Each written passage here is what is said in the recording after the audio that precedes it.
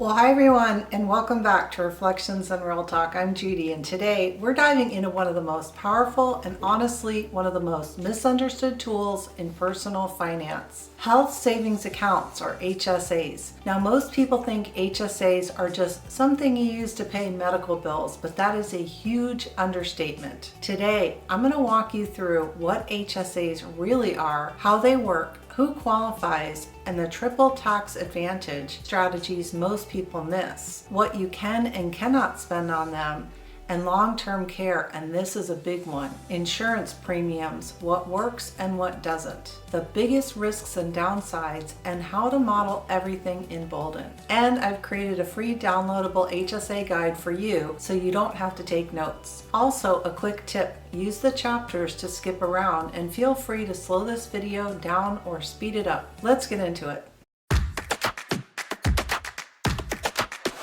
What is an HSA? An HSA is a tax-advantaged account designed to help you pay for medical expenses. But the reason it's so powerful is something called the triple tax advantage. You get a tax deduction when you contribute, your money grows tax-free, and withdrawals are tax-free for qualified expenses. That combination is unique. No other account really does all three at once. And who can use an HSA? You must meet all of these requirements. You must be enrolled in a high deductible health plan, have no disqualifying coverage, not be enrolled in Medicare, and not be claimed as a dependent. Even one of these disqualifies you. And what is a high deductible health plan? A high deductible health plan has higher deductibles but lower premiums. For 2026, the minimum deductible is $1,700 for an individual or $3,400 for family. Maximum out-of-pocket expenses of $8,500 for an individual or $17,000 for a family. That's the trade-off. More upfront risk, but access to an HSA. Employer contributions. If your HSA is through work, contributions are often pre-tax. Employers may contribute as well. Payroll deductions may avoid FICA taxes. In Boldin, use the income section for paycheck contributions or money flows for manual contributions. Let's model this in Boldin. From the overview page, navigate to income. This is where you enter a workplace contribution to an HSA. I'm going to click on the income here and find a position that's already been created. So this is the primary position here, and add a contribution. Now you can either pick deducted from my paycheck to your HSA, and oftentimes the employer makes contributions as well. For this example, we're going to have the employee themselves contribute to the HSA. And here you can see the second choice is contributions to another type of account, which includes HSA. And then because it doesn't exist already, we're going to say add an account and then choose the HSA. It will be created for us.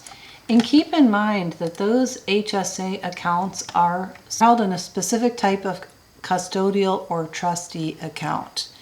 You can either choose a percentage of wages or a specific dollar amount. There are annual IRS limits. For just yourself, it's $4,400 per year, and family coverage is $8,750, and that's for 2026. And just like the 401k rules, there are annual catch-up contributions if you're over 55.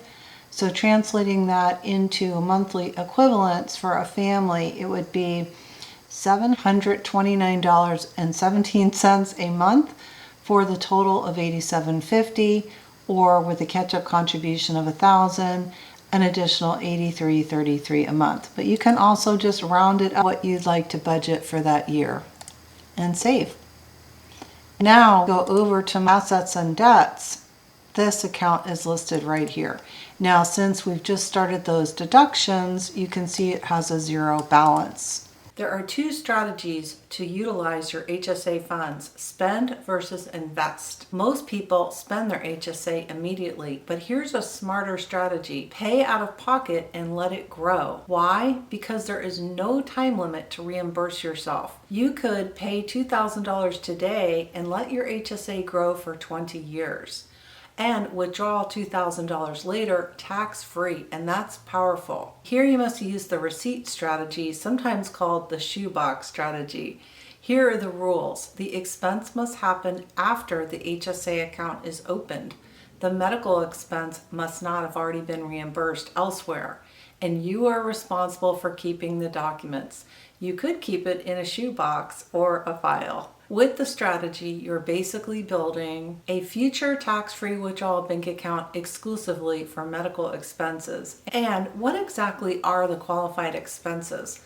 The IRS defines qualified expenses as anything for the diagnosis, treatment, or prevention of disease. Covered categories include doctor visits, hospital care, prescriptions, medications, dental, cleaning, braces, etc., vision, glasses, contacts, hearing aids, mental health services, medical equipment, and also co-pays, deductibles, and co-insurance all qualify. But what does not qualify? Cosmetic procedures, general health items unless prescribed, and most insurance premiums. Now let's talk about insurance premium rules. This is where people get confused. As a general rule, you cannot use the HSA funds for most insurance premiums.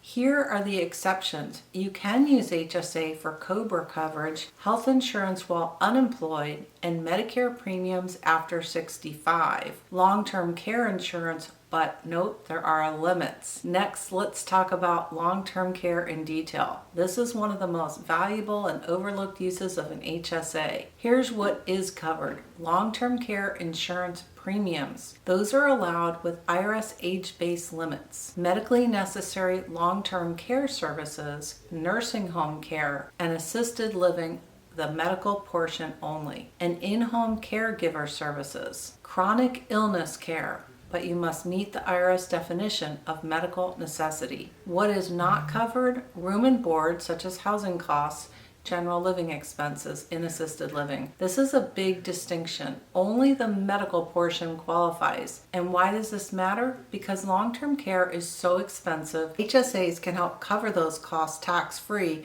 and reduce pressure on retirement savings. Next, let's talk about spouse rules. You can use your HSA for your spouse even if they are not on your plan, but HSAs are individually owned. And in regard to estate planning, this is the downside most people miss. If a spouse inherits an HSA, it becomes their HSA with no tax impact. However, if your children inherit your HSA, the entire balance becomes taxable in 1 year. This can push them into a higher tax bracket. And if they're in their highest income earning years and also inherit tax deferred IRAs, they can be hit with a very large tax bomb. Next, let's focus on how you can withdraw your HSA funds. If you need to withdraw funds before age 65 for non-medical expenses, be prepared for a 20% penalty plus taxes. After 65, there's no penalty, but it will still be taxed if the expense is non-medical. At that point, the HSA acts like a traditional retirement account. Next, let's talk about how to enter your HSA contributions in Boldin. Outside the workplace, you can create a manual entry in Money Flows. From the main menu, navigate to Money Flows, Recurring Contributions, Add a Contribution, then choose Standard. Select your HSA account in your monthly contribution amount.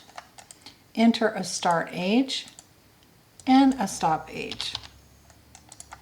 And click Save. Next, model the withdrawals. Once again, go to Money Flows, add a transfer from your HSA account to an after-tax account. This represents the spending or reimbursement. This time, go to Transfers, add a transfer, select your HSA account, and this is very important. Now select your after-tax account. Enter the amount and the transfer age. You can either select one time or annually. You can also toggle on the percentage here, and you can deduct a percentage of the account or the entire balance, and click Save. Here's a strategy to model both. Number 1, spend now. Number 2, delay reimbursement. Boldin lets you see the tax impact, the cash flow impact, and the long-term growth. From the main menu, navigate to the Insights section. That's the one with the little light bulb. When you access it, you're going to want to look at savings. In here, in the savings chart, the first one, when you click on a particular year, it's going to lock that in. And you can click on those little chevrons to advance it year by year. And on the right side of the screen, you can see the balance for the HSA account. One of the nice features about Boldin, when you click on any of the legends, it isolates just that element. So you can see here that dark red magenta color bar is the HSA account continuing to grow. Now on the second chart, contributions and investment returns, you can also see the earnings on the HSA account here. And you can see the monthly savings as well, year by year. Here you can see one of those transfers from the HSA account. You can see all of the flows from the savings to the investment returns to the savings and drawdowns. And here are the final takeaways. An HSA is a tax strategy, a healthcare tool, a retirement tool, a long-term care planning tool, but also not ideal for inheritance. And it requires discipline to maximize. If you take one thing away from this, HSAs are not just for spending, they are for planning. Don't forget to grab your free HSA guide below, and if you want to model your own plan, check out Boldin using my affiliate link, which helps support this channel at no extra cost to you. And as always, you can try Boldin for free or take advantage of the 14-day trial, or sign up for the full planner version to access all the features. Don't forget to drop a comment below and tell me, have you used an HSA or considering getting one? What do you like or not like about HSAs? Thanks again for spending time with me today on Reflections and Real Talk. I'll see you in the next video.